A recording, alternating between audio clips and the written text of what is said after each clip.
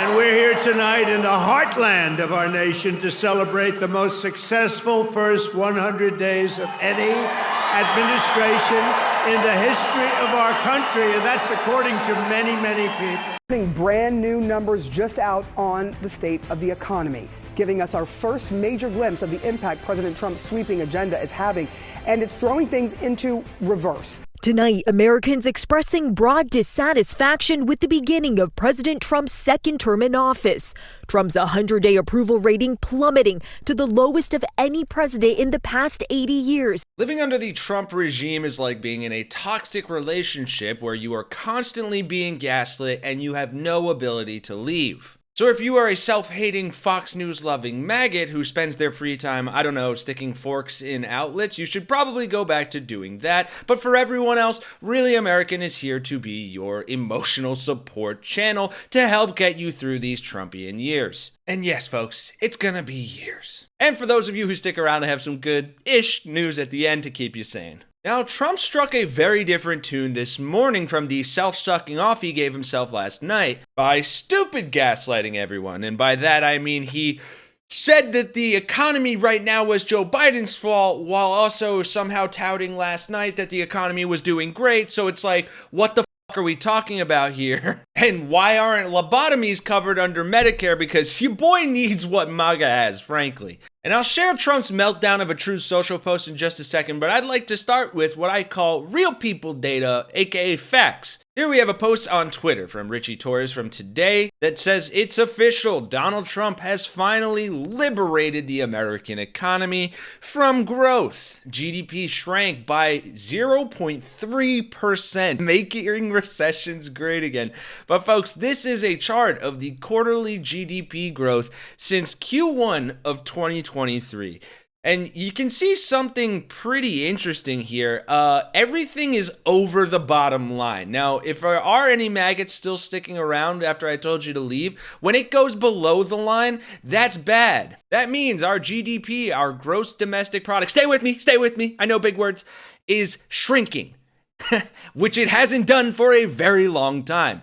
And my God, folks, you know I'm joking there, but the amount of bootlicking and like internalized gaslighting that is happening in the comments from maggots is insane. I mean, look at this.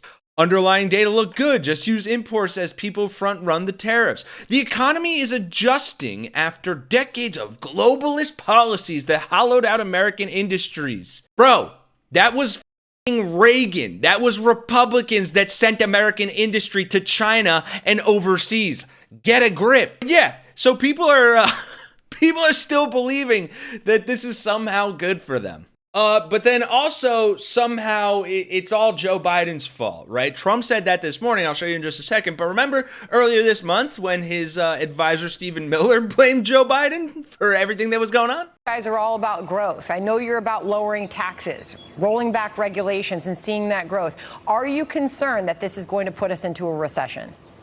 The exact opposite. We inherited from Joe Biden an economy in total free fall. There has been zero jobs growth for American workers in 4 years. In other words, all jobs growth had gone to foreign workers. That is a depression, not a recession. That is a depression for the American worker. We had categorically, it is not a depression.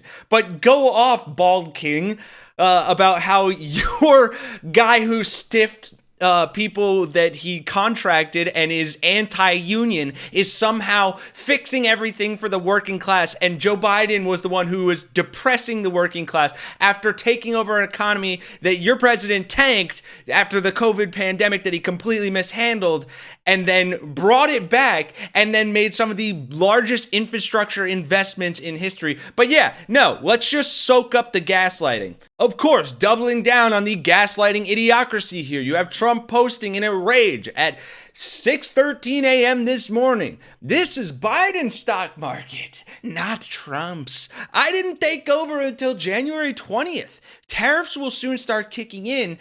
They already have, bud. And companies are starting to move into the USA in record numbers. No, they are not. Our country will boom in a way. But we have to get rid of the Biden, quote, overhang. This will take a while, has nothing to do with tariffs.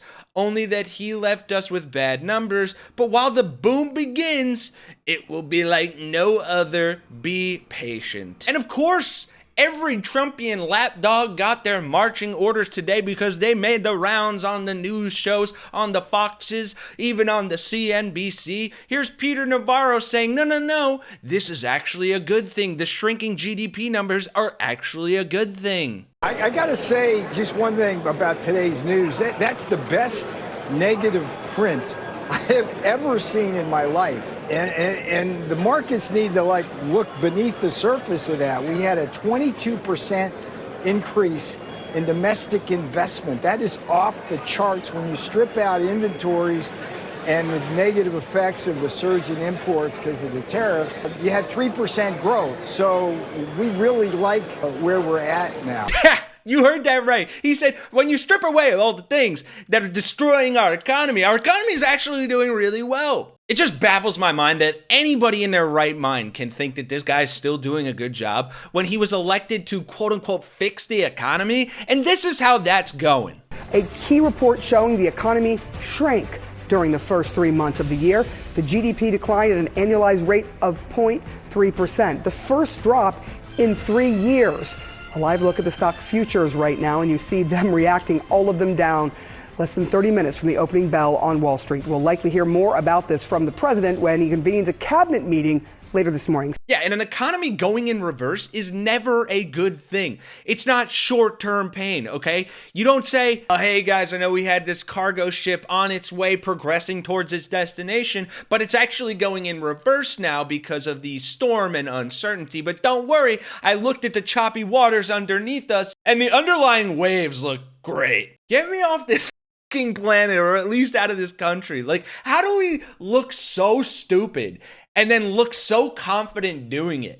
Like, how are these people not humiliated? And I guess it's just because they have a dictator in charge who you have to humiliate yourself or be willing to humiliate yourself and say the dumbest things aloud, or your job is done. I mean, he did that to the entire Republican Party. He pushed out all the people who wouldn't suck his titties, his man titties, and something else. This constant gaslighting, despite the facts being a mere Google search away, is so disheartening, not only because Trump is destroying us and destroying everyone, even people who didn't vote for him, but even the people who did vote for him are stuck in this toxic relationship with him where they're so invested and so far in that they can't see clearly and recognize the signs that there are red flags everywhere. But that is the story. Let me know your thoughts in those comments down below. Do you agree with me? Are you over it? Does this help at all? And on that note, please drop a like and subscribe if you don't mind. It would really help us out. Thank you to everyone who's gotten us to 500,000 subscribers.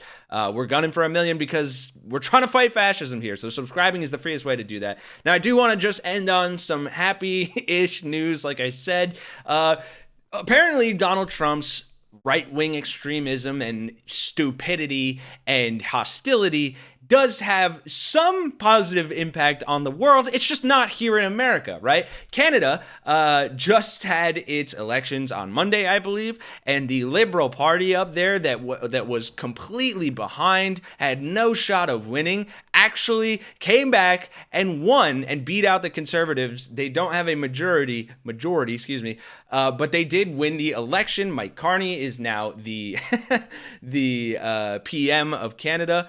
And so I just wanted to share this Instagram post I found with some really good screenshots of the internet just being genuinely happy for Canada for making it through and for pushing back against Trump and for that being a working strategy to help liberal parties here. So you have this one. The only thing Trump did in his first 100 days was unite Canada.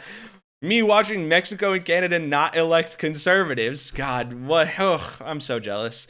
Not me being jealous that Canada just elected Mr. Rogers to run their country while we are stuck here with Biff Tannen from Back to the Future too. God, I love those movies. Running on the F Trump platform seems to have worked in Canada.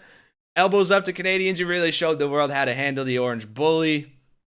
I'll never forgive Trump for making me care so much about Canadian election.